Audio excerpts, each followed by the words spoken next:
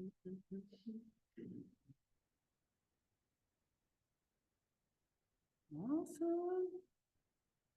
Okay, good morning, Jeff. And then around the restaurant, I'll be right above. We've got people on Zoom already.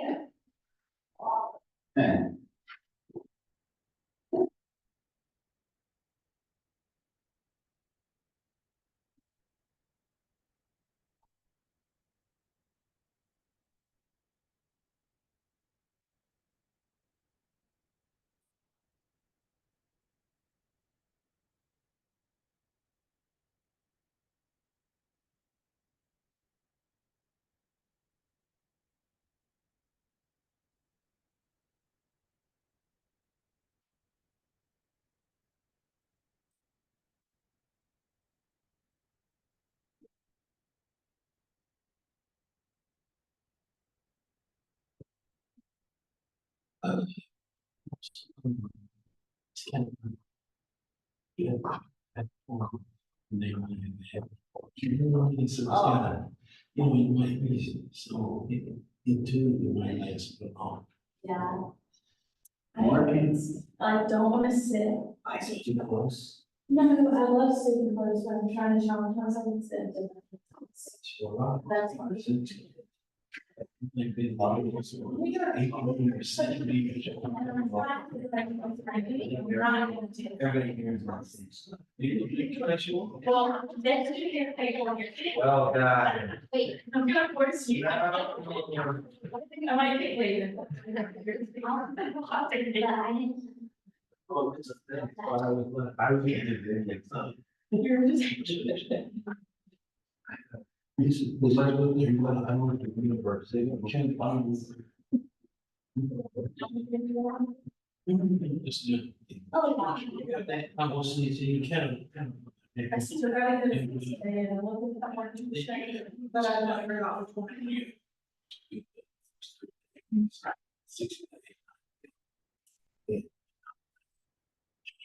Well, one thing we don't have out there is a feeling instead of those people who start to get. See, I think that. That's reason. Yeah, I thought some. I don't know. Well, I like you, Jen. The rule, But people actually matters. You have to erase, you don't erase, you just. Okay, I got some more people about it. So cool. Look at us. Okay, let me get Ryan in. Okay. If you can be on camera, you know that's always my preference. I know not everybody can be, but that is my preference. If you're on Zoom, I like to see faces instead of black boxes. And we've got a nice turnout here in the room, so. How many of you went to the event yesterday? Okay, give me some feedback. What were your ahas from the event yesterday?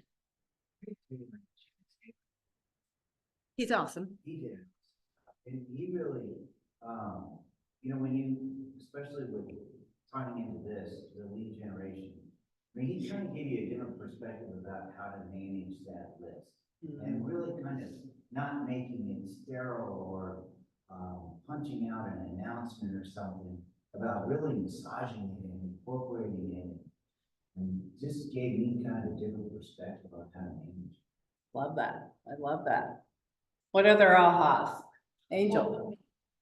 Two things. Serenity. No, Serenity, go. No, I only can go for half of it. It looked like some of it was recorded. It was all recorded. Okay, but then my aha was, a couple weeks, months back, Callie had mentioned to do the pricing, how you do like the platinum, silver, and gold, and I was like, no, I don't think that's gonna work, and she's like, I think it's gonna work, Serenity, and I'm, okay, well, we'll see, and it was just like confirmation of knowing what your client, like, giving them the expectations of this is what you're gonna get, and I like that, I think they were right about this will build our business versus like killing. Like, I haven't been scared about this whole thing because I know nothing different. Right, right. You guys are lucky. You're walking into this, that this will be your norm, Yeah. even though we're still kind of trying to figure it out. So that menu of services, if you've been on my Power Tools, I have one. Do you want to know when I was a new agent, I used that menu of services. I had a silver package, a gold package, and a platinum, because I hated talking commission with sellers. And consumers like choices. That's true, instead of me keep telling. And so they get to, and do you know what else that menu of services does? It protects you. Because sometimes you're gonna get a seller who says, well, I want you to spend more money on this or more money on that, or do this, or send out mailings on my house for sale. And what are you gonna say? No, I won't, or I can't. But if it was not in the package, you can say, hey, you know, that was in my gold package. Do you want to upgrade? Do you want to upgrade? Because believe me, you will get sellers who want you to do more than what you normally do. And so having that basic package, and so for anybody who wasn't able to join our amazing event yesterday, one of our first speakers, Marissa, who is the director of operations for the second largest real estate team in the United States. United States. It means they have expansion agents all over the United States. I don't know if that was clear when she was talking, that they have, yeah, agents everywhere. Everywhere. Angel. Okay. My thing was Serenity. I was leaning towards that. But the young lady that's speaking, she's kind of like you, but on a global level, right? Mhm. Yes, she does like what you do. She does the recruiting for and putting people, she runs their agent teams. She's their director of operations. So she does some of the recruiting of expansion agents all over and oversees those different, Talking a lot about yeah, coaching. exactly. And that's the other thing that I took away, because she has so much knowledge, Mhm. and when she presented that scale, I mean, that was truly, first of all, a lot of agents, we suffer from fear. Yeah, we that, suffer hey, from how fear. can we present this? Makes it so easy. If you have, I mean, and you can tailor that to your own business. Exactly. And Actually, everybody know who Kyle Talbot is in this office? If you don't, you need to follow him on Instagram. It's moving-to-KC.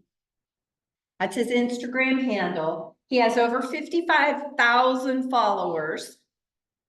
He's going to be one of the panel speakers at Mega Camp, which is our second largest KW event of the year. Family Reunion is the biggest. He's going to be a panelist talking about how he's built his business through social media, especially Instagram. I coach with Kyle and I showed him my menu of services and I said, hey, this is what I used to use as an agent. So know that different markets bring back different strategies and tools. So that's where, hey, that's what I used to use in the early 2000s, guys. That's what I was using, this menu of services. And look at how it's coming back, right? And he used it to get a $1.7 million listing. He used that menu of services. And I thought was great. What he did is he had a 5%, 6%, 7% packages. you can repeat that, Moving dash to dash like TO KC. And he said he gave them, he negotiated with them. And he said, I'll give you the 6% package for 5%. Great. They felt like they were getting a deal, right? But he was able to make that business decision. Any other takeaways, Serenity, that you had from yesterday? Well, I can only listen to the first. Yeah. But it was really nice just to solidify that. Yeah. And knowing as like being a buyer a couple years ago, knowing if I had that choice, it probably would have been from my perspective. and felt like, oh, this is their value, you know? Like, I always wondered how it got paid, but I didn't care, because they didn't tell me that, you know, so, Yes. oh, it feels like he's free.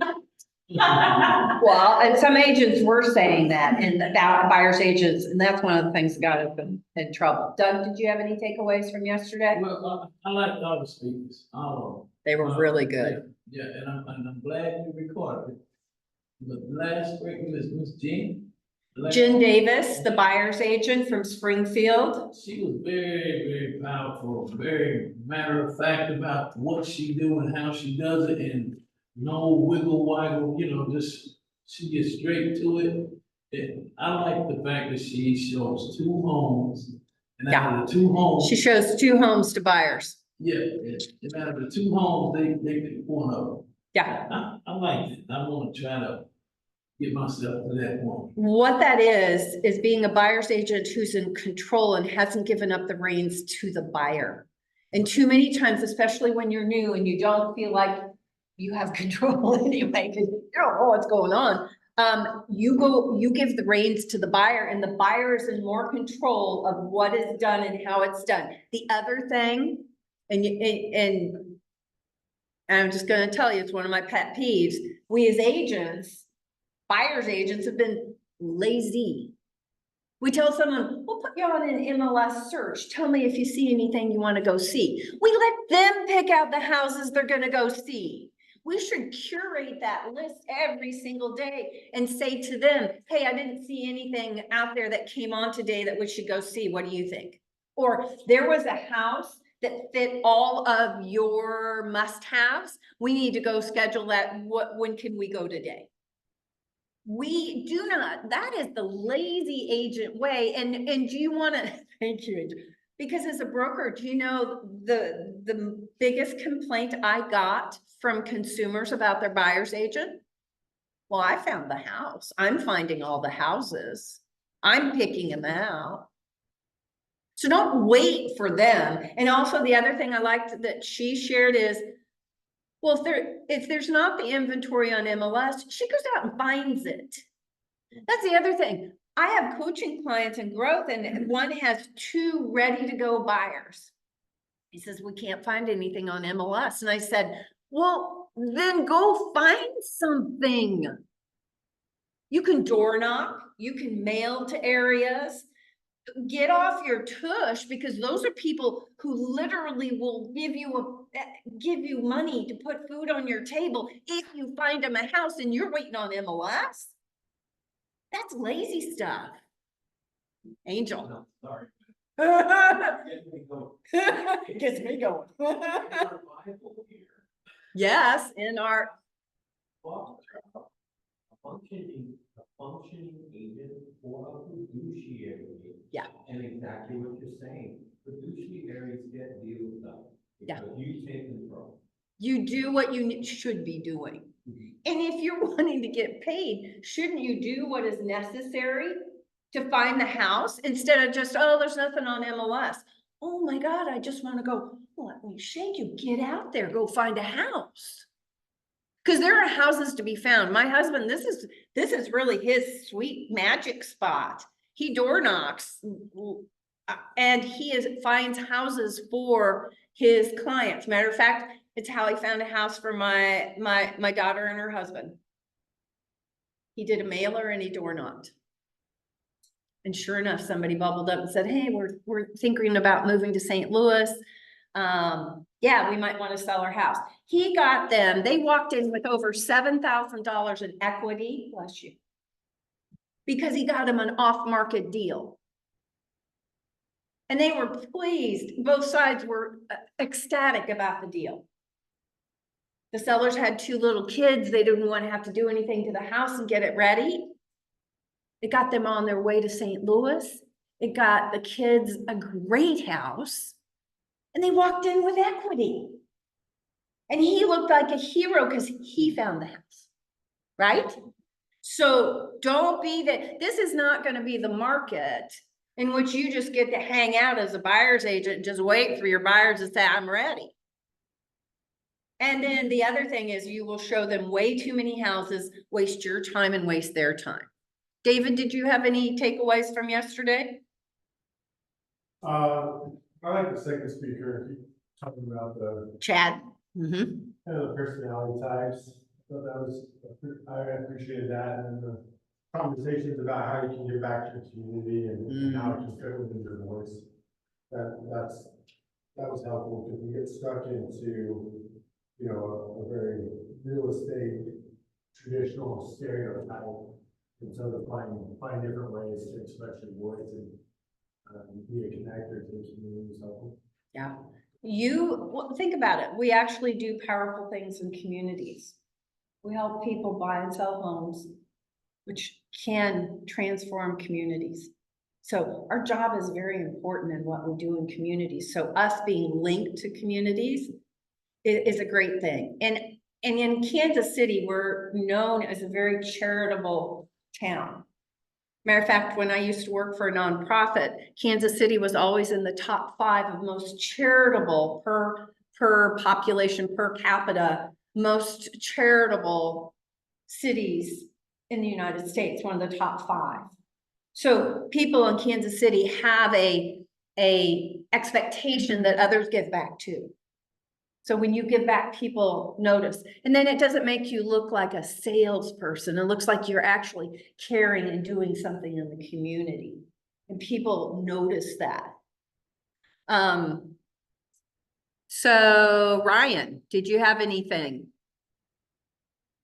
I was gonna just comment on how I love that Chad compared like the 9 things that a real estate agent could be to the love languages, the 5 things of love languages. And that, I don't know why, it clicked with me so much more. And I was like excited to go home and like talk to my wife. I'm like, what out of these 9, which one do you think I am? Like, oh, I might be 2 of them. I might be 3. Like, I love that. I took that away and I told Chad, went up to him and shook his hand. And I was like, you did a great job. He's like, oh, thanks for that affirmation. I needed that. So it was great. So I just want to know, for those of you who don't know, Chad Taylor, the second speaker, is an agent in this office. He and his wife, Leah, are the tailor-made team. They're right in this corner over here. And they do a spectacular job with their business. They work really hard. They give back to their community and they are phenomenal. So I love that. I heard several people, Ryan, talk about the love languages and how it just really clicked for them. Oh, yeah. And that brought it together. You would never have guessed that that was a beta program that he was just trying out, I know. That's We're great. always very fortunate when he gives back to us and shares his wealth of knowledge, because he and Leah teach several times a year, red classes here in our office. So you never want to miss those. You never. It made me excited about teaching. I'm like, I need something to grab onto to teach in the future, Yeah, I love that. I love that. Matt, did you have any takeaways from yesterday?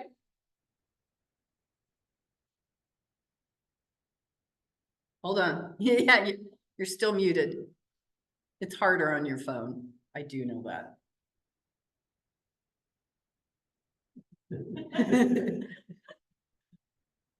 Giving you trouble. Tell you what, you work on that and I'll have Laura, you were there yesterday, right?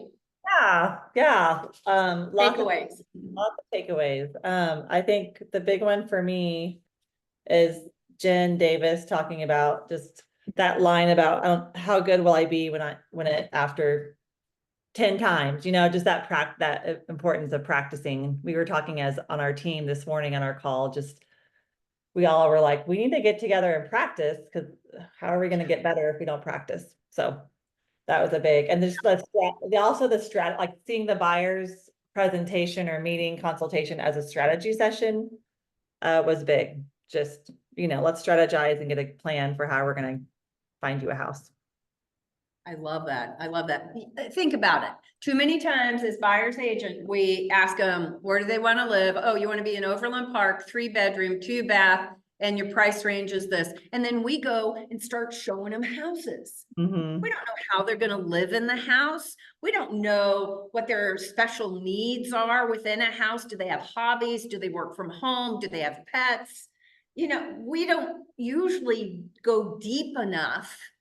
And that's what Jen does. She goes deep enough in the buyer's consultation that Mhm. she doesn't waste her time and she Mhm. doesn't waste their time. And I think the other thing, Laura, that really struck me was she really figures out, are they truly motivated to buy? Do they have a real need to buy?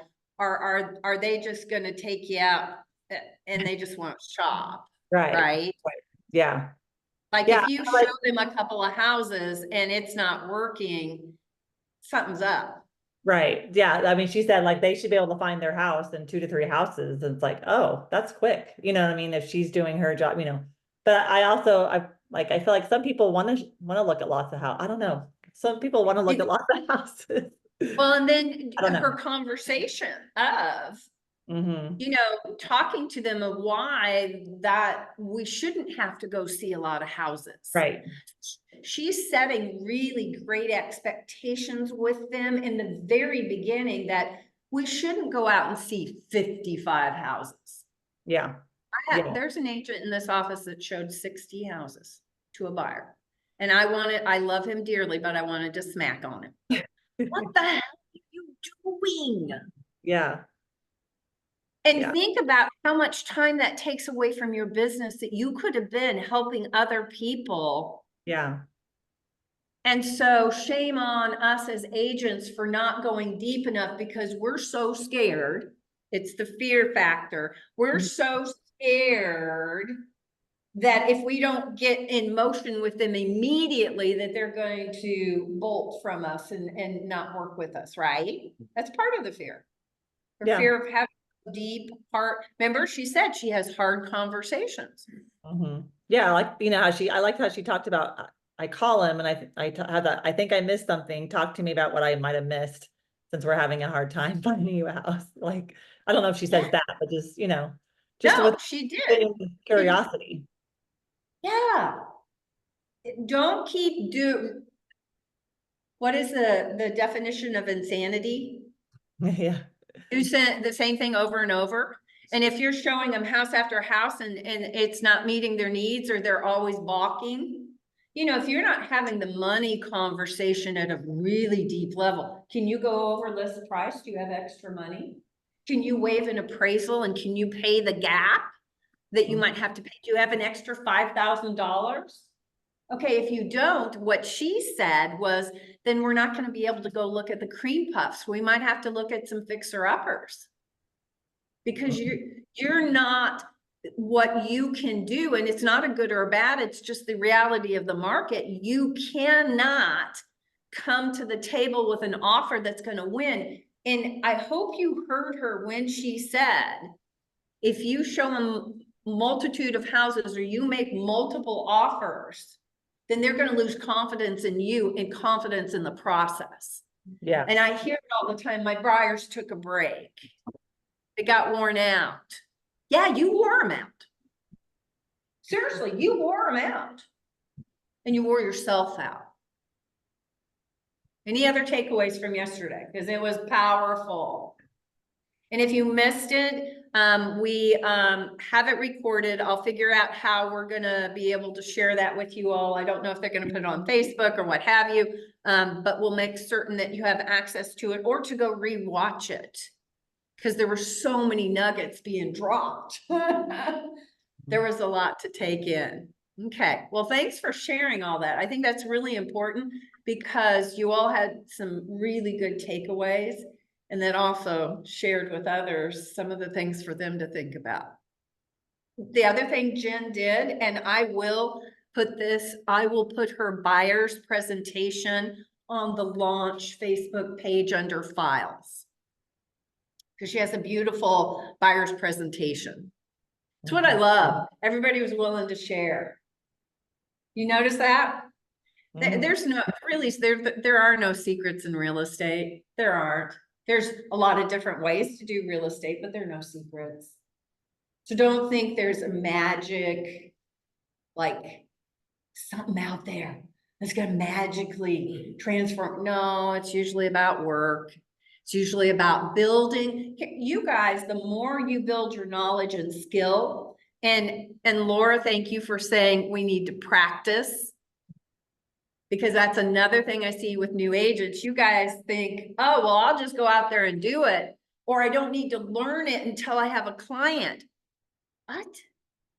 Do you think a doctor doesn't practice surgery on cadavers first before it goes cuts on a real person? And what you do is not selling shoes, not to degrade anyone who sells shoes. But we're taking people through a legal transaction, and you guys are touching and filling out legal contracts. And if you screw it up, you can get yourself in hot water, you can get your client in hot water, and you can get the brokerage in hot water.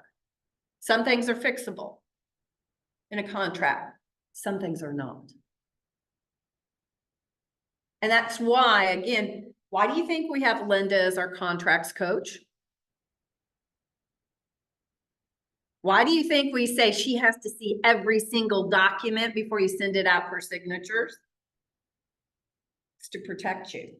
Because you don't know yet. You do not have a high comfort level with the contracts. You're not intimate with them yet. You need to be. And so you're going to miss something, not on purpose. Are you going to fill out something incorrectly? Not on purpose. Just because you don't have that's why practicing writing contracts, that's another thing. Why do you wait to write your very first contract with your first client? Why? Again, I love you guys, but I want to smack on you if you haven't been practicing writing contracts. And Linda has a challenge every month. And we're going to review them next week. And if you don't have the challenge package, let me know and I'll get you with Linda and she'll send it to you because you all need to practice it. I honestly really appreciate it as I don't have any active buyers. Yes. And I completely I did a land contract. Wow. Okay. But I didn't know it was a land contract. Okay. Because it was completely, I just missed it. And she goes, this is really good. But we haven't talked about this. And I'm like, man, if I would have done that to a client, Yes. I would have concerned there. So you filled out a land contract instead of a residential by mistake because you're new, Serenity. I was like, oh my God. That was the wrong contract. So it was nice to mess up in front of her versus a client. Yes, that's what Serenity said. It was nice to mess up in front of Linda than with a client or with with a listing agent. You lose credibility with a listing agent and they have the upper hand. They have the upper hand, not you. And our goal is that you never look obviously new by the offer you send in. Matter of fact, the biggest compliment for us as coaches is, Jocelyn, when somebody says, I didn't even know you were new. And you've submitted an offer, or they say to you, Serenity, your offer was the only one that was complete and had all the documents. And that's what you will hear if you follow what we require. Now, some of you go rogue on us and you get a little over anxious and you go sending stuff off and then you say, hey, look at it. And we go, what? Then I can't promise we can help you legally protect you. Does it make sense? Here's my other point. Whether you guys like it or not, Kristen's straight shooter. You do not go to other agents about contracts. Experienced, new, in between, absolutely positively not. Because again, we can't legally protect you if you've gotten. So if something goes wrong, let me tell you what happens, because I've been deposed before in a legal proceeding when one of our agents got sued, and I had to spend 3 hours with 7 attorneys asking me questions about our agent and the transaction because I was the broker. And they said, how was he trained? who reviews contracts? Attorneys ask that. Cause his contract was awful. And he didn't have anybody review it. And so I'm sitting there going, oh crud, this is not good. This is not good. And so just know if things, and I hope nothing ever goes south for you guys. But it can. So know that the quality and how good you are at doing your contracts matters for many reasons. Angel, you had your hand up. Yes, this is regarding honing your craft. I remember when I first started, my mentor, would take me to a property and tell me, now sell me this house. And we would role play, because the biggest knowledge is when you're trying to sell this home to this family, you need to know that home. So it was always recommended to me to do my own home tour, learn what I am going to sell, and I need to know about this home before I can present this home and sell this home. The other thing is that was taught to me is that, and it goes to Hollywood, is if you notice, the people that get Oscars are the ones that have honed their craft. And you won't get an Oscar if you don't hone your craft. Yeah. So that means you sit and you do your homework before you take a client out. Yes. And with you, don't show them 6 homes in one day. That's ridiculous. You tell them, these are the 2 homes we're going to see today, and then I have another client that has to go meet for whatever the case Exactly. may be. Unless they're out of town buyers and you gotta But make, you know, yeah. it was instilled in me from the beginning, know your stuff, know what you're selling before you take a client to that. So if you all couldn't hear online, what Angel is saying, he was taught that you have to know your product, know the houses, know what you're selling. Ideally, this market makes it really hard, but ideally as new agents, you should go preview all the houses you're gonna show your buyer in advance. So you know, one, how do you open the door? Not all locks are created equal. They're not. You can get stymied in, especially in older neighborhoods where they have 2 or 3 deadbolts and this really old handle that you gotta jiggle to the left and then jiggle to the right. And then you gotta, yeah, move around the key and that's how you get in the house. So, yeah. Well, I appreciate that, you guys. We're gonna jump in. I thought it was well worth our time to spend on a recap of what went on yesterday because it was so powerful. But let's jump in and pick up from where we were on Tuesday. So for those of you who were with us on Tuesday, we started lead gen 3612-3. And this is all about how are you going to get in production. This is all about lead gen. This is gonna, but we're starting out first with where are you right now? Where's your head? Where's your knowledge? Where are your skills? And one of the things we're gonna cover today, and I'm gonna share screen here in just a second with everybody, is what are the myths that are stuck in your head? Okay, what are the myths about lead gen that are stuck in your head? And I know you all have, so when I say the word lead gen, Jeff, what do you think? What's the first thing that comes into your head when I say lead gen?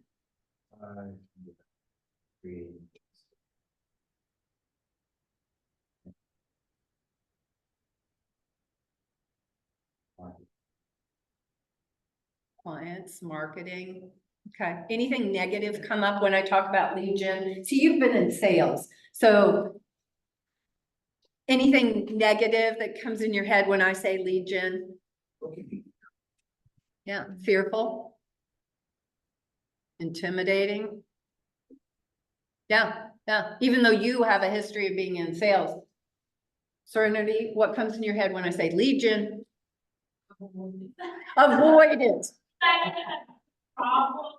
It's okay. It's okay. You know, progress and growth come from reflection and recognition. David, what about you? When I say Legion, what's the first thought that comes in your head? First thought, I think it has to be in your voice, In your voice? in your voice, like, when you're gonna lead generate, like, play to your strengths, like, if you don't do the social media thing, you might feel like you're itchy, like, find a different way to do it. Ooh. If you like to door knock, then door knock, if you like to, I sit behind the bar and that's not cool. So it's just whatever's. Authentic.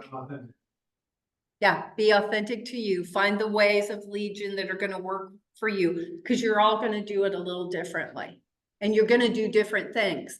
You might do things that overlap, but a lot of you are gonna do different things. You're gonna do it your way. It's just you have to make sure you do enough of it to get business. Doug, when I say Legion, what do you think? I'm kind of like, just like there, it's kind of like the amount of these that I'm supposed to get like on Monday, you need to get 10. The amount is what's kind of slowing me down a little bit. So the amount, the goals of how many people you're supposed to connect with feels a little overwhelming? Yes, and Okay. then, but I'm trying to think of a solution to try and get them anyway. So because regardless of what, I know this is going to work if I can do it. Not So- if, when I do it. Yes. I just got to get it done. Right. So now I just gotta figure out how to get those 10 leads anyway, You know where we start? Here. Start Yeah. with the people you, it's not in the beginning, it's not going after new people. It's not. It's talking to the people you know and going after new people. So let me get straight. So I was thinking like this is a way of building your database, right? It is. Well, let me tell you, your database is not built, even though you have people on this phone. Because let me ask you, do you have the phone number, the mailing address and email for everybody in here? Does anybody? No, you don't. So is that what okay, so. That's where we start, because you gotta build and put those people into command. So you actually have the ability to communicate in multiple ways with them. So that because you will never, ever get the maximum out of your database if you cannot communicate with them in different formats. So basically, in a sense, it's not necessarily getting new people all the time, it's kind of the people that You have- start here, and if you're like David, who's just moving to Kansas City, well, then he still talks to the people in here because he can help them with referral any place they live. Yeah.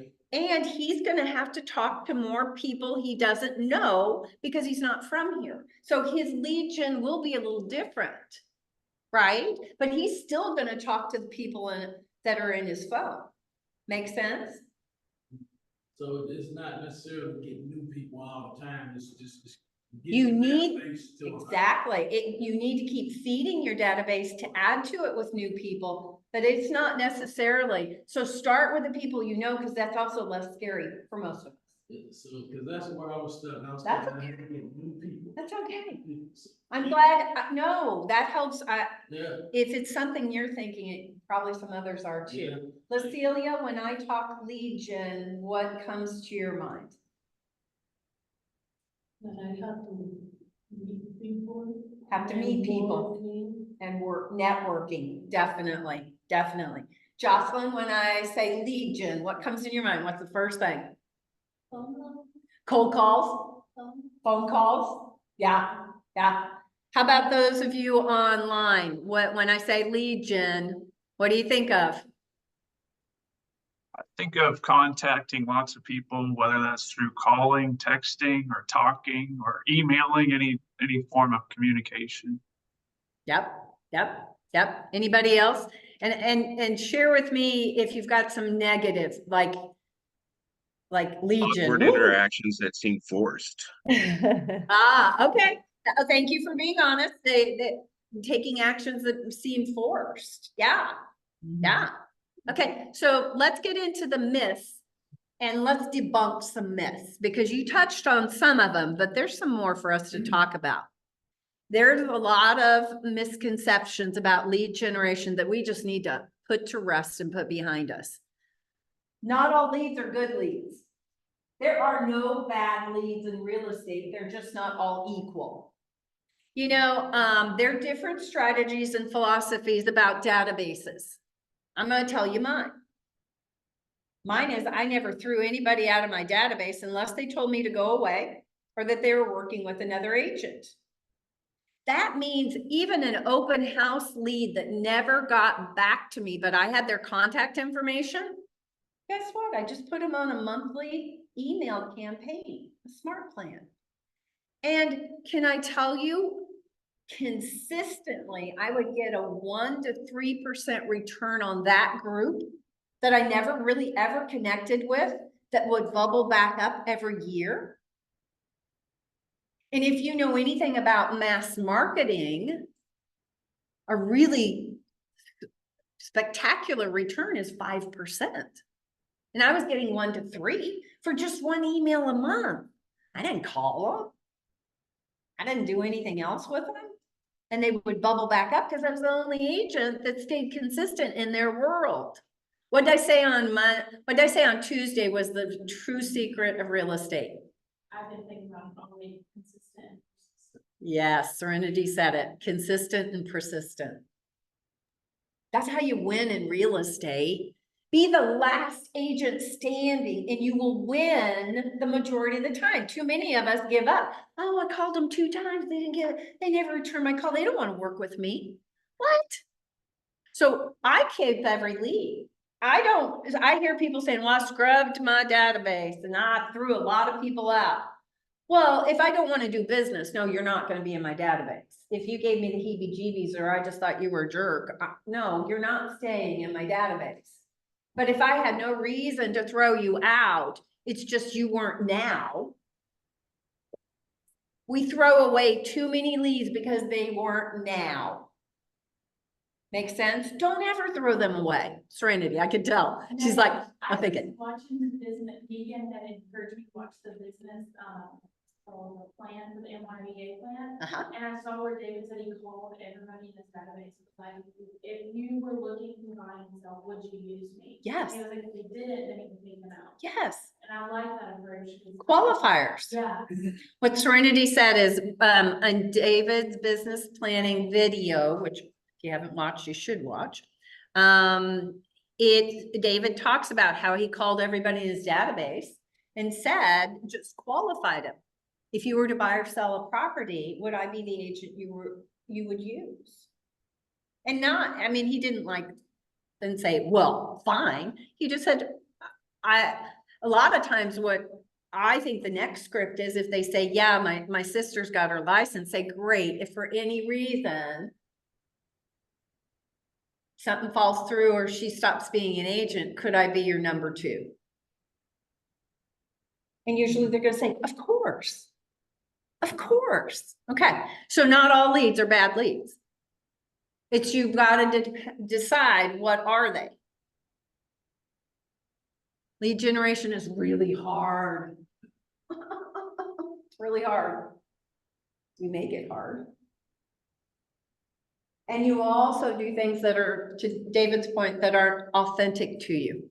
Now, I'm not going to tell you, hey, I will not sugarcoat this and say, only do things you feel that make you feel happy. Well, no, in any job, in any career, in any business, there's some stuff you're going to have to do that you don't absolutely love.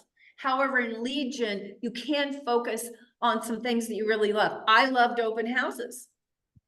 It was the second leading revenue generator for my business were open houses. It's how I got my very first buyer. So for me, I had this love affair with the open houses. Now there are some months I got burned out. I won't lie to you. There'd be, I could do 3 open houses in a row and get nothing. And I'd be like, ugh. So I'd take a little time off just to regroup and refresh because you can get burned out. That's just being honest. But when I looked at my numbers and where my business came, every year, number 1 was my database. Number 2 was open houses. Number 3 were internet leads off of my listings. And the reason that doesn't happen at a high level right now, because for so long, houses haven't stayed on the market long enough for you to get the internet leads. Because it's not on there, it goes under contract and they don't show pendings, right? So lead generation is really simple and easy. So be careful that you don't confuse effort with enjoyment. You're not going to enjoy every moment of being an agent. There's some days you're going to ask yourself, why do I do this? But then you're going to be at the closing table with a first-time home buyer. And they are going to be so ecstatic that they even cry and thank you for helping them achieve something that they thought they'd never be able to achieve. And then you're going to think, I did something well today. My job matters. And it does. That's the biggest high I've ever gotten in my work career, is helping those people and seeing how happy they were at the closing table. And I was part of that. I helped make that come true. So remember, you're going to have to do some work. Matter of fact, to succeed in this business, it's built on momentum. You have to work. This isn't where you get to put in 10 hours a week and make $100,000. It doesn't work that way. This isn't instant money. It's not fast money.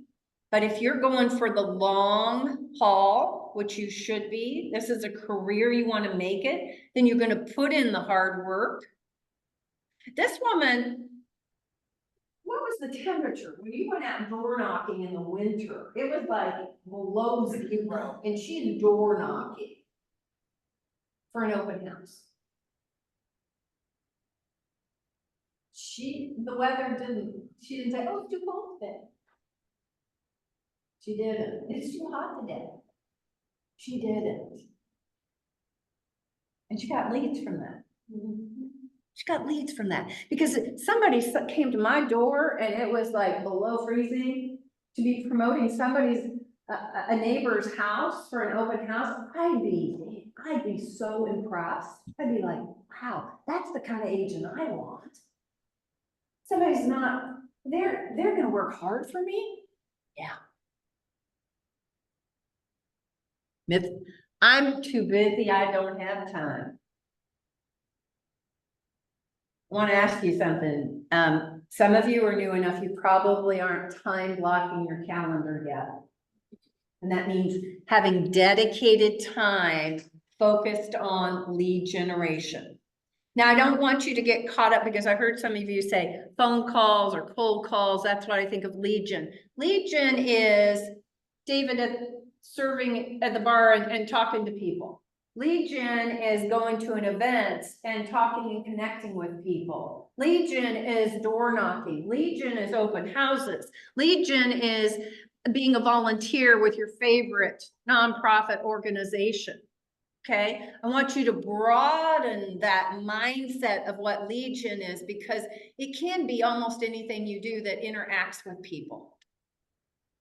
It can. And you have to make time for it. Because when you're new, how many of you got kind of caught up in like your marketing and I don't have business cards or I got to work on my website and all of that? That's busy work. Busy. I did it too. I confess, I did it too, to avoid the lead gen. None of that matters if you're not connecting with people. None of it. You can have the prettiest business card on the face of the earth, and if you don't talk to anybody, it means nothing. So it's about talking and connecting with people and networking. And seeing, do you need me? Do you need me now? How can I be of service? Remember, I don't think of us as salespeople. Although we do some activities similar to a salesperson, no matter how good and persuasive we are, we can never force someone to buy or sell a house. I could maybe sell you a pair of shoes even if you didn't need it, right? Because you got the money for it. Does that make sense? But when it comes to a house, I can't force you to buy or sell. I can tell you why now might be a really good opportunity for you, But I can't force someone to buy a house. I can show them the benefits of this house, how we can make it happen. So we're about service. How can I serve you? And you've got to have that mindset. So make certain you're making the time. And I know you're going to say, but Kristen, you've got us in so much training. Okay, how many hours do you spend at your regular job? 8 hours, right? Most of you, 8 hours at least. I want you to be painfully honest. Are you spending 8 hours on real estate? Because if you're not, then you're not a full-time agent. And that's okay. But then you've got to say, I have to have dedicated time because I only have this much time for real estate. And to encourage you, I will tell you, many of my dual career agents are more dedicated and focused than my full-time, because the full-time thing, I got time to, I do that tomorrow. I'll go door knock tomorrow. I don't really feel like it today. I'm gonna do household chores, which you can do. Remember, you got that freedom, but don't mistake the freedom and flexibility of real estate as a reason not to do things. Because if you don't have any discipline, you'll never get to the financial opportunity. You won't. I've never seen it happen, but you can. And it's just being dedicated to it and carving out the time and protecting that time. Because I can tell you, I'll be real honest, for a very long time, I put stuff on my calendar. I'm gonna do this in this time frame. And then I look at it, I'm like, oh, but I'm gonna do this instead, right? It's very easy to ignore it. And you have to build that habit of honoring the time that you set aside. Matter of fact, I can tell who time blocks in agent world. I can tell. Someone who doesn't time block misses appointments, misses trainings that they really should be at because they book something else on top of it. They didn't honor that time. Most things you can schedule outside of the times that you need to dedicate to real estate. Sometimes, yes, it's urgent. You've got to schedule over that time. But when you're doing it all the time, then that's you not honoring the time that you need to build the business. Oh, you don't know what to do and you don't know what to say. Lead generation is a set of tasks and skills that are well understood and easily learned. Did I go too far? I missed one. Thank you. Sorry. Thanks. I don't have to lead generate. If I do a good job, people will just come to me. Okay, do you know how many times I've seen a new agent post their announcement? I'm an agent once on social media, once. If you know anything about social media, that's like nothing. Because half, if not more, of the people who are in your social media friends or whatever, followers, over half of them didn't see that one post. They didn't. And they'll say, but then I talked to a friend and they asked me, do I know a real estate agent? How did they do that? They know I'm an agent. And I'm like, no, but they probably don't. So don't be a secret agent. You have to let people know what you do and how you do it. I find that very few of you do my announcement strategy, 7 steps. And you're probably thinking, oh, Kristen's just overkill. That's too much. All of those steps she has on that announcement strategy, it's too much. No, it's based on marketing principles that are proven. It's not me making it up. I'm not the expert. I just listen to experts and I follow their advice. Because it's a repetitive messaging that I'm a real estate agent. Here's how I can help. We also have to educate them, because you remember what was it? It was Marissa who said her best friend didn't use her. Right? Because she didn't understand how she was compensated. And Serenity, you even confirmed that fact. When you were a buyer, you didn't know how your agent got paid. You didn't care because it didn't cost you anything. It's our fault. We're not educating consumers well enough that they know what we do, how we do it, and what services we provide. Don't assume everybody knows that you can help them buy and sell a house. They might think you can only help them on the buy. I was dumbfounded in the beginning when people didn't understand. I can help them buy a house and sell a house. They didn't understand that I could help them north of the river or in southern Johnson County. They didn't understand that. My fault for not educating them. You have to educate people what we do, how we do it, how we can help them. I've had people, because I haven't been, they think I'm in production from some of my social media posts, but they Yeah. think I'm making all this money, and like my close friends are like, no, I'm not. But they think I'm getting paid by KW. They're like, oh, don't you get paid from them? And I was like, no. So I never thought that other people thought that. Yeah. But that is pretty bad. Yeah, they think what Serenity was saying when she's posting about doing all these open houses and everything, and these houses that she's posting, that people think that she's making money already. And that she's getting paid. And no, we have to educate people that I'm a business owner and I'm self-employed. And here's how I make money, and here's how I help people. Yeah. That's why I absolutely abhor when agents say, I sold $3 million in houses. Consumers think you made $3 million. They don't have a clue. Instead, you should be saying, I helped 10 families find a home. And maybe even that's why I love closing day stories, the story of how you helped someone find a house. That's powerful. Then someone else can say, oh my God, Jeff helped somebody find a house in Brookside. We're looking at, that's the neighborhood we've been talking about. He could help us, right? Tell the story of how you help people, not the money part of it, because they do not care. And then it just makes you look like a salesperson. Here's myth 5. I can't lead generate because I don't know what to do and what to say. Okay, so for those of you, Serenity's been doing a great job of promoting the downsizing seminar. You should be, all of you, that gives you a great, if you don't know what to say I'm hosting a downsizing seminar coming on Tuesday. I'd love for you to be my guest. Do you have any elderly parents or, you know anybody who is going to be an empty nester because they're sending kids to college this fall? Oh, I was gonna say, I've been like meeting Angel a little bit about, he has some business with. Yes. And so I met somebody at a Mari event, another agent invited me. And I met a new investor there, so I'm trying to nail down an appointment. Their agent sent them there. And then they connected with me.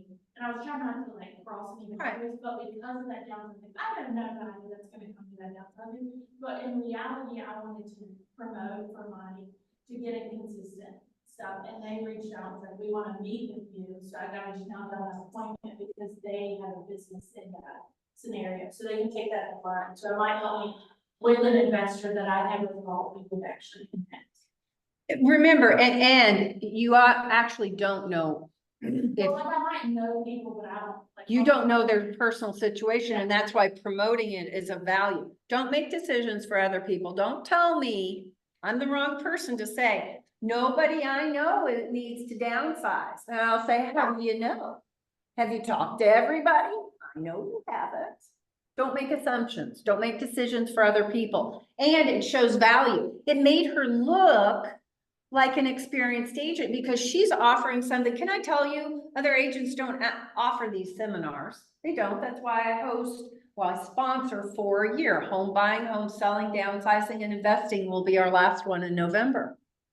It's so that you can look more experienced than you are and you can show and give value to other people. It gives you something to say, minimum 4 times a year. And if you notice, I give you all the graphics, I give you all the verbiage, I make it pretty dang easy. So, and that is also what you practice if you don't know what to say. Talk with your coach and say, hey, if you don't know, if you want to farm an area, then you've got to have a game plan. You can't just knock on the door and say, hi, I'm an agent. It doesn't work as well. 6, I don't need to lead generate. I have enough business. I don't know an agent that says that. I have enough business. I do hear people say, and I know it's true for some of you dual career people, I'm afraid to talk to too many people and get busy. I mean, it feels like kind of this double-edged sword. Yes, I want business, but if I lead gen too much, I might get too much. You don't know. And here's the beauty. It's not ideal, but there is a workaround to that. You can refer that business to another agent and still make money. Actually, some of the easiest money you can make in this business is referral. So if, as a dual career agent, you lead gen enough and you get too busy, oh, don't be all freaked out. You can pick and choose what business you want to keep and then refer it to another new agent. They'll be pleased as punch. They'll be thrilled to take your referral, right? So don't let that stop you. Because I hear that quite often. Well, I'm worried if I do too much, then, oh, this is going to happen. No, because not everybody's going to be buying and selling at the same time. So again, you're getting too much in your head. I don't have anyone to help me do everything that must be done. I know. In the beginning, you're doing everything, and I know it's overwhelming. You're the head of sales, you're the head of marketing, you're the CEO, the CFO, you're the gopher. I know it's a lot. And I will tell you, when you get to be about the $6-7 million volume level, then you really have to start having leverage, really. And you can have leverage right away and have somebody like in our program, after you close 4 deals, you can have transaction coordination help. Matter of fact, is Matt still on? Matt Waldy? No, he had to get off. He was in his car. Matt has now qualified. I was going to ask him, how lovely is it to have a transaction coordinator now, because he's closed 4 deals and he now gets help with his paperwork for free. Because we pay for that. My program pays for that until you're done with your 12 months. So beautiful. You can have leverage, especially I find some of you with dual career, you have a little bit extra money to maybe then have Parker do some of your marketing because you don't have the bandwidth, right? So you can get some more help on things if you want to. Don't have the money to lead generate. Do you know how lucky you all are? You don't have to have money to lead generate. Matter of fact, please, please, please promise me. Okay, I'm gonna make everybody, almost gonna make you pinky swear, but I'm gonna make everybody raise their left hand. I mean it right now. Raise your left hand. I know it sounds as goofy as possible. I will not spend money on marketing and leads unless I've talked to Kristen or a coach. Promise, promise, promise. Okay, that's because I will tell you, I've had new agents, because you get really popular. You're going to get calls. They're going to say, "Don't you want that?" Had an agent, and it doesn't mean that some of it's not valid. It just probably isn't a fit for you and your business yet. Might be something you do, like a magazine, a personalized magazine, sending it out every month. That's expensive, right? It's beautiful. And it might be something good down the road, but when you're brand new, don't do that. Unless you have God's money, unless you stepped into this business with a healthy marketing budget, please don't do that. Please don't do that. So when you get those very compelling calls and emails, talk to us, because I've fallen for it too. You know, I'm not saying that I didn't fall for some of the. I was a sucker a couple of times. You know, there was a time that I fell for, I thought I had to buy bookmarks, personalized bookmarks. Well, I'm a reader. I'm like, I have to have bookmarks. Then I look back and I'm like, oh my God, what was I thinking? It was one of the silliest things I spent my money on. So I fell for things too. Will help you not spend money that you shouldn't be spending yet. Does that make sense? So that's where we want to impart some of our knowledge and wisdoms and mistakes with you so that you don't make those same mistakes, especially financial mistakes. That just hurts my heart. You can do your lead generation and it not cost you anything. Door knocking does not cost you, it costs you some gas. Open houses don't cost you much. You might get cookies and water, right? And gas. But it doesn't cost you. Do those things. That's what builds business. Can't lead generate because I'm not a natural lead generator. No one truly is. There are very few people that say, I love to call people. I love to lead generate. Actually, Gary Keller tells a story, well, he tells it often. He hated lead generation at first. He was like, I don't want to do this. Because he's not a real warm fuzzy guy. He's a like, do it, very direct, get it done. How do I do it? I'll go do it. He's a very hard worker. But he was just like, I don't. And then he said, I had to get myself okay with lead generation and understand that I can't have a business without it. And get real with myself. He says, until I got real with myself, then I was avoiding it like the plague. Sermon. She doesn't avoid it, but yeah, most of us do not love it. Do you think I love it? I don't, but I know what I need. So I'm really good with goals. So whatever keeps you focused, I know. Because you guys know I have to lead generate too, right? Some of you don't know that. So I lead generate for new agents. Okay. People that are not licensed yet, that raised their hand, said they want to know something more about it. I hold over 200 appointments a year. And that's to just get, if I'm lucky, that's for me to get about 50 recruits in the door. I have to talk to that many because a lot of people, once I tell them what they have to do, get their license, like, oh no. Once I tell them it's 100% commission, they're like, oh no, right? 200, how many is that per week? Because when I 6. watched 6, okay, because when I watched the video, it was like 24 houses would be like 1 appointment a week, and when I put it in that perspective, that's easy. Yeah, I do 6 appointments. I'm to hit 5 or 6 appointments a week. So when you all see me in my office and I'm talking, a lot of times I'm on a recruiting call. So I have goals I have to meet, just like you guys do.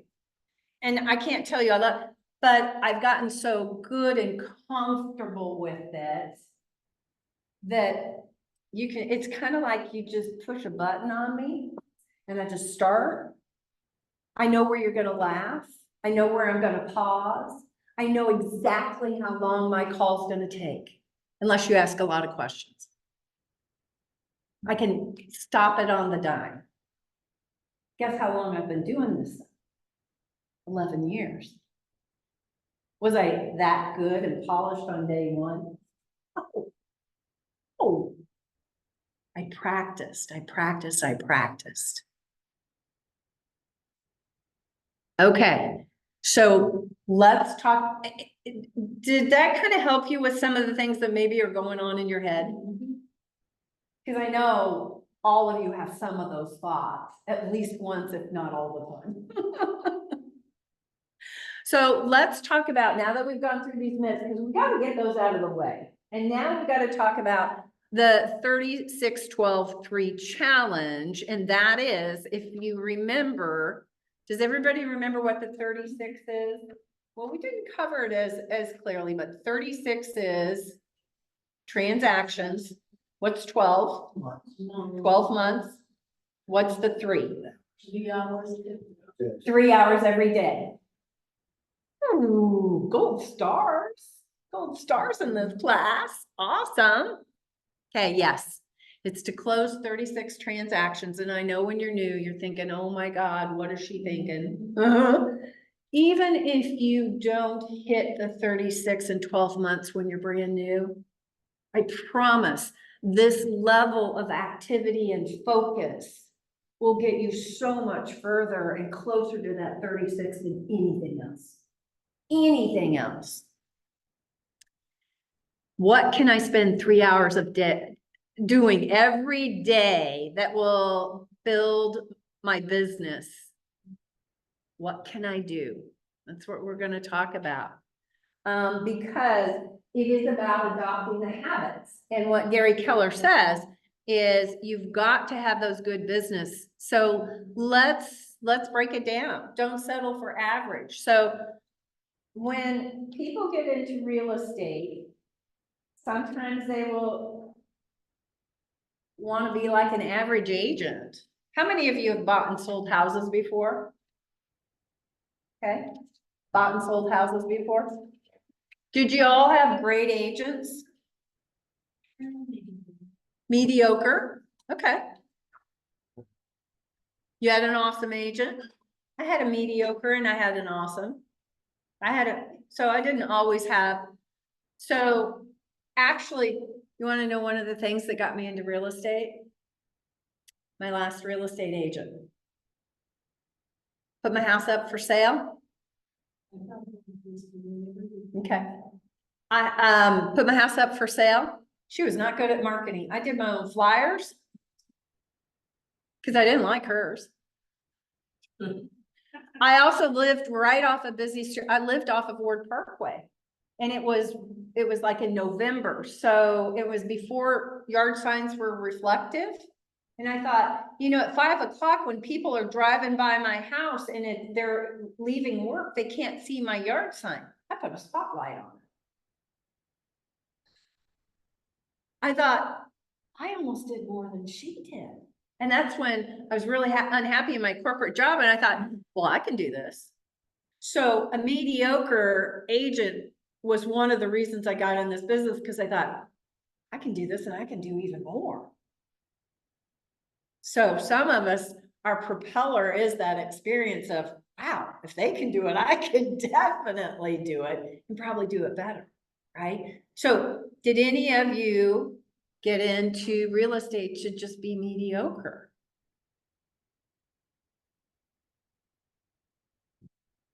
I don't think so. Because if you're mediocre, what are your chances of having a steady income or making much income in real estate? It's remember the Pareto principle we talked about on Tuesday, the 80-20 principle? Remember when I said 20% of the agents are doing 80% of the business? Do you think those are average mediocre agents? No. They are the ones that treat this as a business. They show up every day. They give it their all. They have systems. They continue to grow and learn and build their skills. They practice what they're going to do. So you have to consciously decide not to be average. So your goal is make money and be profitable. Build a solid foundation for your business. And that is what Legion, consistent Legion is going to do for you. Otherwise, you will be the roller coaster. Anybody want to be the roller coaster? It is not fun.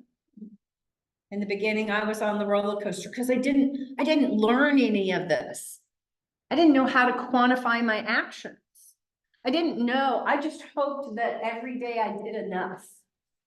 But I didn't know, like, Serenity, I didn't know how many people I needed to talk to get the appointments. And I didn't know how many appointments I needed to get that many sales. I had no clue. I just would go out the door running every day. And so I wasn't focused. And I was just like, and that's why it was hard for me to get past my ceiling. I could sell this many houses, but I had a hard time getting past it because I was never taught how to do that. You help families. You know what lead generation activities you do well and which you need to work on, and you do them.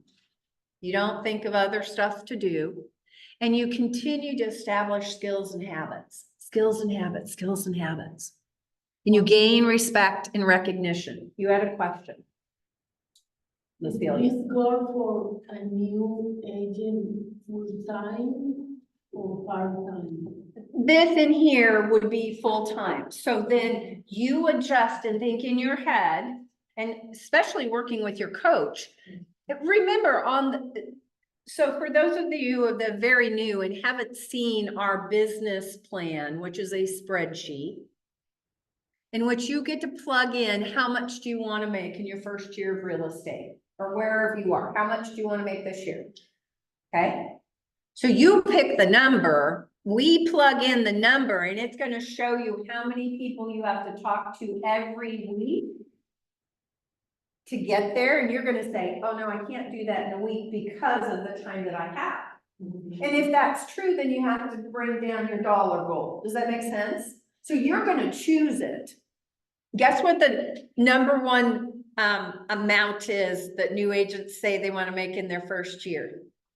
Ding, ding, ding, ding, ding, ding, ding, ding. 100,000. 100,000, which I would love all of you to make. And some of you could. But I'm going to tell you, that means you're working your absolute tush off. It is doable.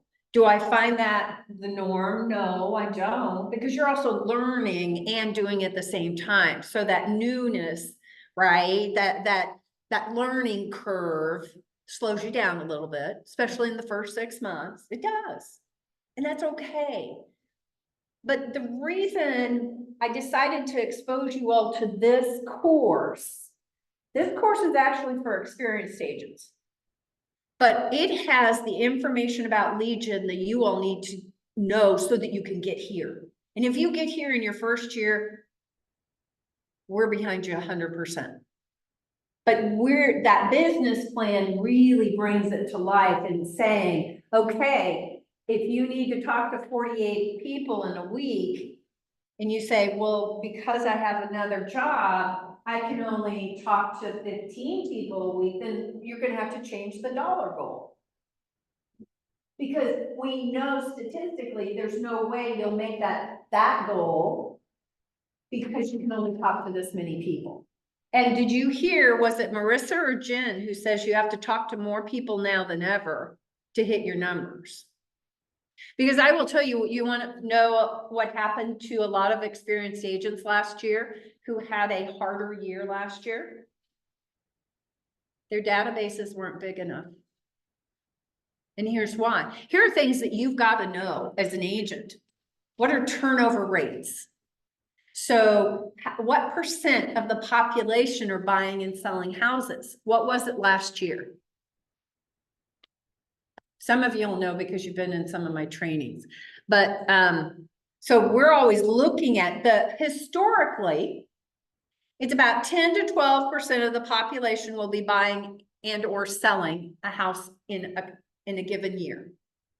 What was it last year? 7%. Go down. 4.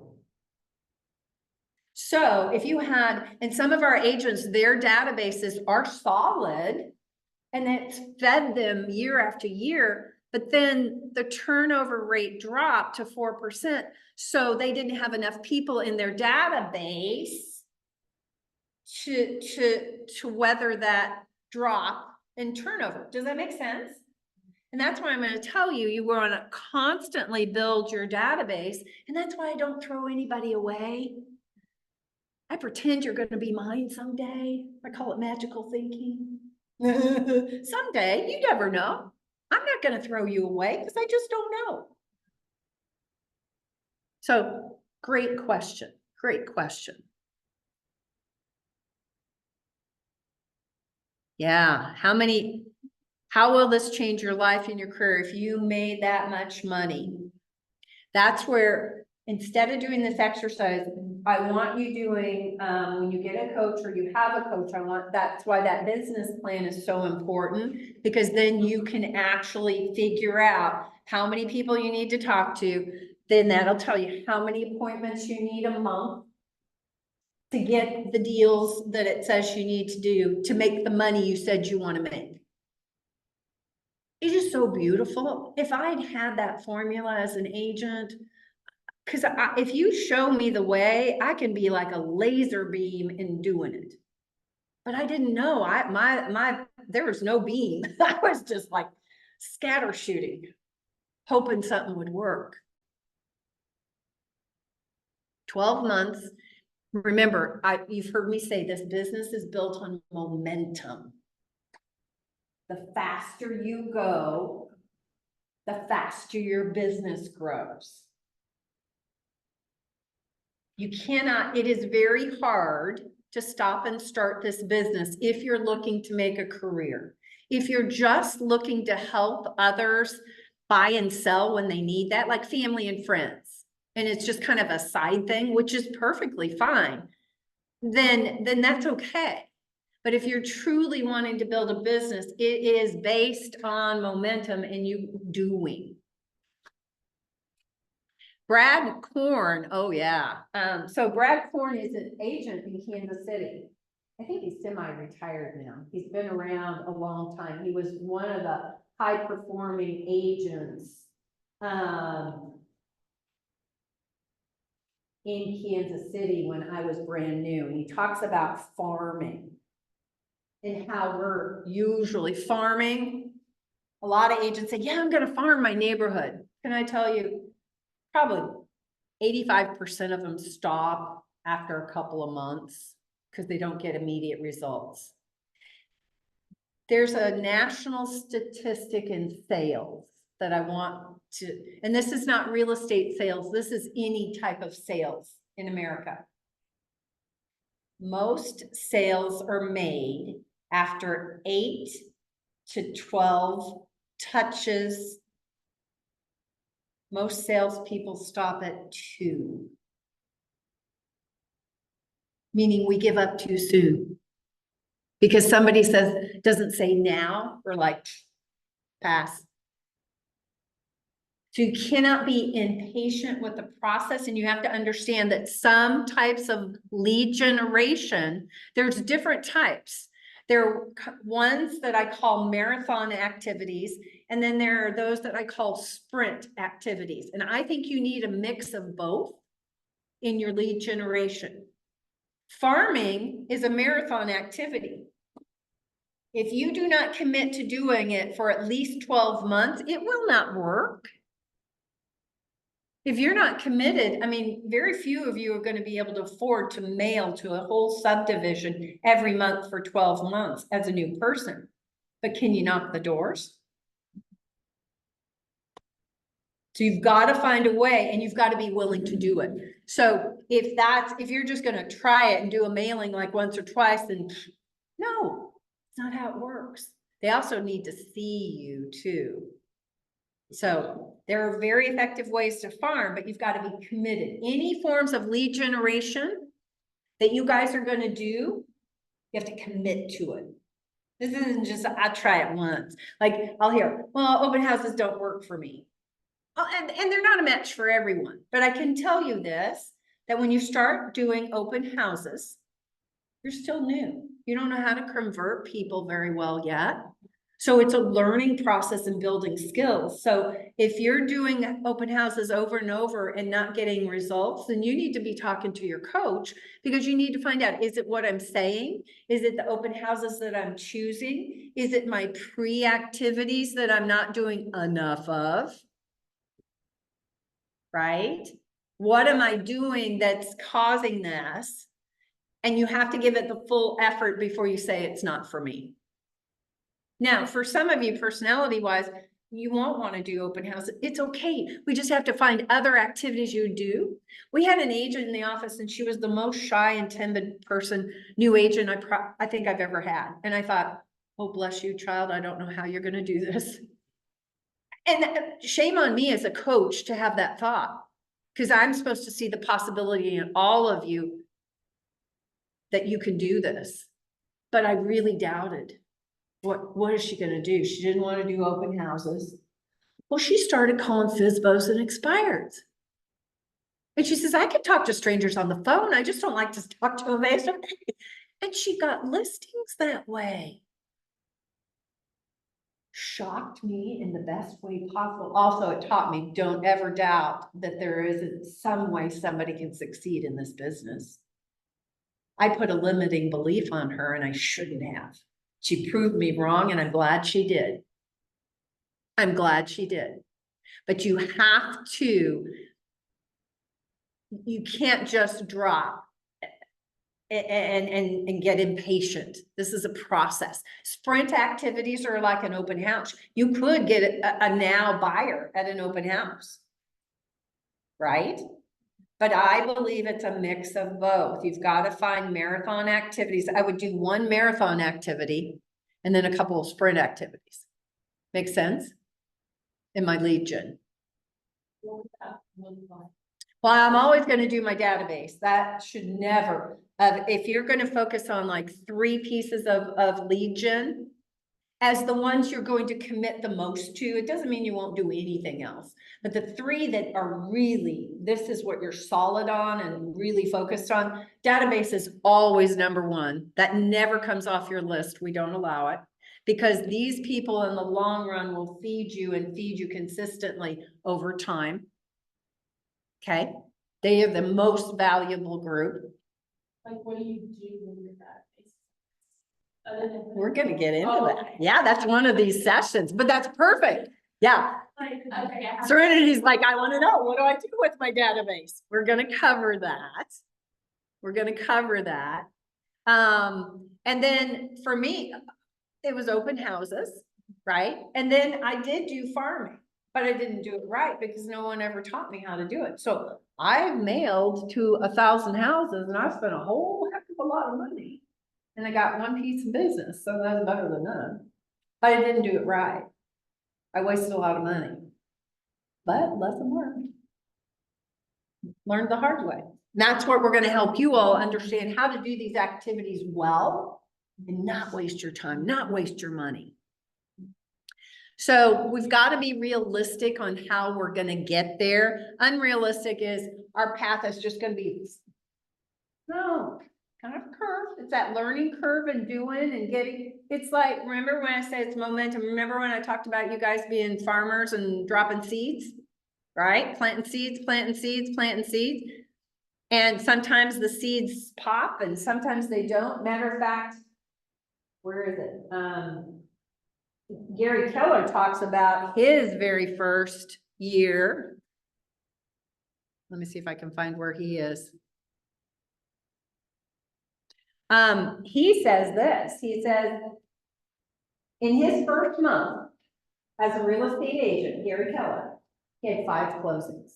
So he came out of the gate like nobody's business. He was calling people, he was calling expired SPSBOs, and he was after it.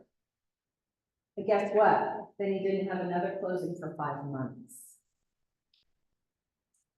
And so he had to get on the phone and lead generate for 2 to 3 hours every day and not give up. Because if he had given up, that 5 months would have been 6, 7, 8, 9, and he would have been out of the business. He found a way. One, he didn't spend all his money that he got on those 5 closings. So he had money to carry him through, right? And after 6 months of hard work, he says the dam broke. I call it this moment. And I'm going to start saying the dam broke because I just would always do this. I see you're so close because of the level of your activities. Do you remember when I said I can pretty much tell how somebody's success is going to be by the level of activities they do? As the coach, I can tell. David, could you tell on your players, your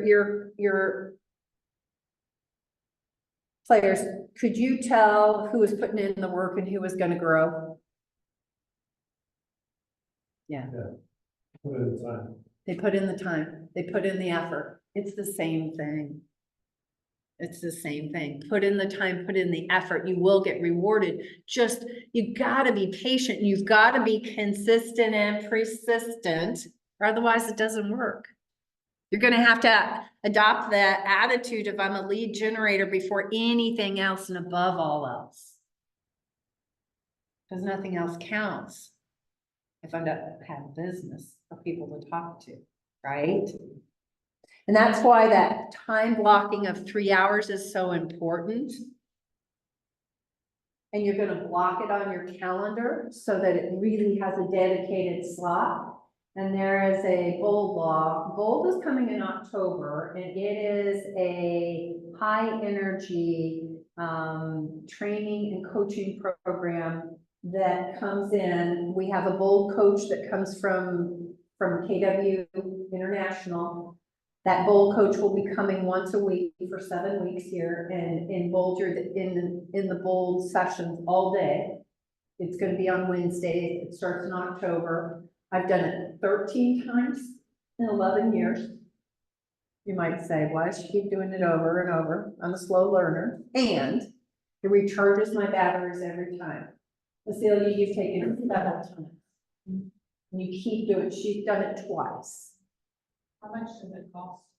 Well, it's expensive. It's $7.99, but there are some scholarship opportunities. And there's another opportunity too, to be an assistant to the bold coach, and you get a high discount.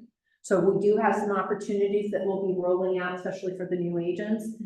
We also have a reimbursement plan, so that if you close any deals, especially the first time you take bold, if you close any deals, if you close 4 deals within the amount of time after bold that they have, we will pay you back $200 on those 4 transactions, so you can pay yourself totally back for the cost of bold, or at least half of it, or a third of it, or 3/4 of it. So there's some opportunities there for it. But there's a bold law that says if it's not on your schedule, it does not exist. And it's not about selling real estate. It's about following a schedule. It feels like we're free and flexible, right? You wake up and go, I'm an agent. What do I do? Well, you've got to be disciplined enough to have a schedule to make this all happen. So, and if you skip a day of Legion, the other bold law is if you must erase, you must replace. Or you just put a money gap in your future. And that's okay, but know that you will see the results of it down the road. So if you're gone or sick for a week or two, you're actually going to see it in about 90 days, because you'll see less business possibly. It usually shows up. And when we're talking about the 3 hours, here's how it's constructed. The first 30 minutes is you getting organized on who am I going, what is my Legion activity? So if it's calling the people in your database, then you're deciding who am I going to be calling. So that first 30 minutes is prep time. Prep and set up. And what am I talking to them about? Oh, I'm inviting them into the downsizing seminar. Then it's 2 hours of connecting with people, however you do that. I mean, it could be you go out and door knocking for 2 hours. That's Legion, guys. Or go to a networking event, community event. Okay. And then the last 30 minutes is you getting all of the notes and everything in command and sending them an email or a text, whatever follow-up or a handwritten note. So the 30 minutes after that is your wrap-up time. I used to not give myself the wrap-up time because I thought that was like not legit. And so I wasn't getting all my follow-up done. And I was like, oh, no, this makes sense. I'm not cheating myself in the 3 hours. There's 30 minutes of prep and 30 minutes of wrapping it all up. Does that make sense? So make sure that you're getting the notes and everything done from the conversations that you had during that time, whatever that looks like. Don't think it's just 3 hours of straight. I mean, it can be, I'll be honest, and Gary Keller says this, if you don't have business, 3 hours is probably not enough. Let's be real. If you have more time, especially if you're full-time, 3 hours is not enough because you don't have business yet. So you keep lead generating until you have business or until you have an appointment. Let everyone know about your schedule. I don't know about you, but I find when you're self-employed, your family thinks you're available for everything. You go do this? Can you go do that? Say, I can at this time, but I can't during this time. You got to be able to treat it like any other appointment, remove distractions. And discipline is just a habit, and a habit is what you create. So you got to work on it. And I know it doesn't come easy. I know it doesn't come. So Tie the effort to the outcome. And remember, that's going to turn into business. Make sense? Work with focus. Can you really multitask? Be careful. It's about prioritizing. I'm terrible at multitasking. It is, I do struggle. I will not lie. I will not lie. But with focus and intensity and commitment, you will get results. So the only other thing I wanted to touch on, because we just went over a little bit, is that one story in here about the bamboo. Does anybody remember the bamboo story? It didn't like grow from, it was like 5 years. 5 years. Okay, so bamboo. After I read this has been in my head for years. Bamboo is one of the fastest growing plants, right? I mean, it's invasive in certain areas, right? It just, bamboo just like, poof. But it is underground for 5 years before it ever comes up. So they plant it and they're not gonna have results for 5 years. But then once it comes up, it's like crazy. So you've got to know that those plant seeds that you're planting, they're not all gonna come up at the same time. But if you have grown out enough seeds, then it's gonna feel like you have steady business because they're gonna come out at different times. They're gonna pop, right? That's why you have to build a pipeline of people who say, yeah, someday I wanna buy or sell a house next year, 9 months, in 2 years, when I retire, when the kids go to college in 3 years. All those people have to go in your pipeline so that you're checking in on them, and don't wait the 3 years. Okay, I need some ahas, and I'm gonna start with the people online first. What we talked about, give me some ahas. Laura, you wanna start us off? Yeah, I think just that schedule of the 3 hours is really good. Just like, I think part of me is like, it's 3 hours of calls. It's like, no, it's not a whole 3 hours of calls, and it doesn't always have to be calls.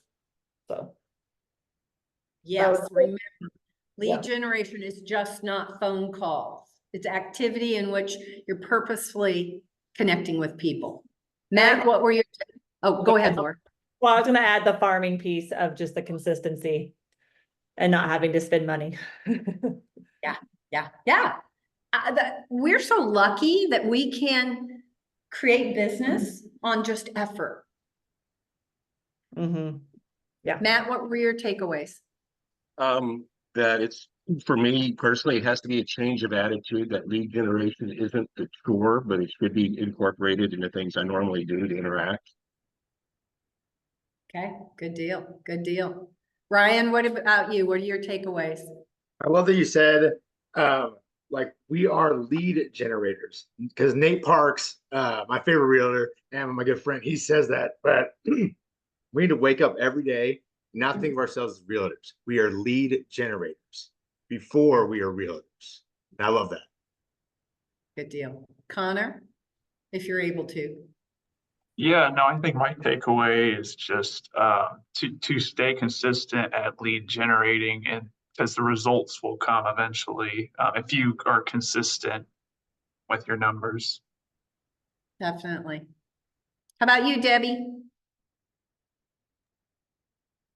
Consistency, documentation, leaving that time at the end to make sure that you've documented so that you know where to follow up the next time. Otherwise, you get behind and then you forget who you've talked to. Maybe it's written down on a piece of paper that gets thrown away. So just always documenting and keeping track in whatever your CRM looks like. 100%. You know, imagine I do 200 appointments a year. Do you think I remember all those people? No, I do not, but I have amazing notes. So if they reach back out to me, I go into command and I can look that up, and they'll be, how did you remember that? And I'm like, oh, your grandmother owns investment property, right? I remember you mentioning that. Well, I don't, my notes did. So yeah. I copy and paste my email. So like whatever Love it. email I send them, before I send it Yep. out, I copy it. And then that is the note that goes into command so that I have that to follow up on later. And I'm also, when I do open houses, as people come through, because I'm really bad with like remembering some things after they leave. And so while they go to another room, I flip my sheet over, the sign-in sheet, and I write in that space on the back of them different things that they've told me right away. So that when they leave and I'm entering stuff later, then I know, oh, these were the people that said that they were looking for this and this and this. And this Love is a it. possible lead. So I try and document that stuff right away, because I mean, after a 3-hour open house, if you've had enough traffic through, you're not going to find people. Yeah, no, I agree. Perfect. What about you all? Jocelyn, what were your takeaways? All the different ways of lead gen? Just wait, we're gonna get into more. Cecilia? Yeah, we have to be very focused and do the 3 hours. Focused. every time, yeah, and do it. Yeah, focused and do the 3 hours. Doug? The consistency and persistency, because I feel like I have some people in my pipeline, and I'm afraid to get out of real estate because I want to be there to help them. Well, then we just need to put more people in the pipeline with Right. them. But, I'm just thinking that this pipeline is getting ready to Pop. bubble or pop, because, I know where they're at, and I want to be there to be ready Oh, yeah, to help them. Yeah. awesome. I'm not really tripping on money too much. I just want to be there to help them, to put I love a that. smile on their face. I got one guy in mind that I can't wait to help him, you know. Oh, I love that. Jeff, what about you? Well, I need to go back and review what you mentioned, the announcement strategy. Mhm. The 7 steps, because, the lead gen, I mean, I get that, that's, basically just telling everybody that you're a real estate agent and accumulating, a database list of people. Mhm. I don't have a problem with the list of people. I have a problem with the announcement. Yeah. And so it's introducing myself as. And then, carrying that professional torch, because, we all passed the test, but what you do, it's the surgeon that practices on Yeah. Is ready for surgery. I love that, passing the professional torch. It means doing what you need to do to build a true business. Love that. Serenity? Honestly, I'm loving this class. Good, good. That is I love this class. a role in my business, and that I just get nervous, but I take the approach David said, and I kind of lead gen throughout my day. Yeah, And I'm like, oh, I don't see a lot of people, but I'll just talk to them. And so for me, it's just really being consistent and moving them to an appointment. yes, moving them So forward. just because I'm new, I hear, oh, you're new, that's why I don't use you. Or I've had people at my church, which makes me mad. I'm like, Jesus, gonna get you. But I'm like,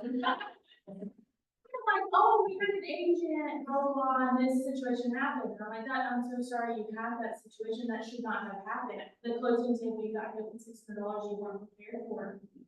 And so it broke my heart. I'm like, well, that's kind of what you get for not using. Well, and also, Yeah. people are not gonna all use us. Sometimes Yeah. it's After the fact, I don't think why they want to come. well, but then that's where you say, like you did, I'm so sorry that happened. Because here's what you want. You want them to know that you recognize that shouldn't have happened. And in your world, you're all about service. And so remember, one person is not just one person in our world. I'm going to tell you that one person who feels like even if they had a bad experience and they now reflect and think, oh, we should have used Serenity, then most likely there's a high likelihood that if they come across somebody who needs an agent, they're going to point them your way, not to the agent they used. Yeah. So every person we know is not just one person. It is all the people they know also that could have a real estate need. And usually on average, it's 200. All of us have about 200 people floating around us at one time. And of that, historically 10 to 12% are gonna have a buy or sell need. Remember, keep that stat in your head. Now, it's a little bit lower. I don't know if we're gonna be at the 4%. Maybe if we're lucky, we'll get to 5% this year. But again, even at 5%, think of how many people that would be of 200. What? Of potential. Yeah. But it's up to us to educate. I had a contract in my car, Linda mentioned like bringing everything from my open house, so like I ran to my car, and I came back, and I was like, this is what's in the contract, you know, so maybe they did tell you, because I can't, you know, they lost their dad and they were selling the house, so a lot of emotions, so that maybe they did, but it is in the contract, but regardless, in the closing statement, it wasn't in there. Yeah. So they were just, I mean, Yeah. it was, you know, it doesn't seem like a big deal, but. But for some people it is, because they just came out of pocket for a down payment, inspections, appraisal, EMD, that all, yeah, a lot.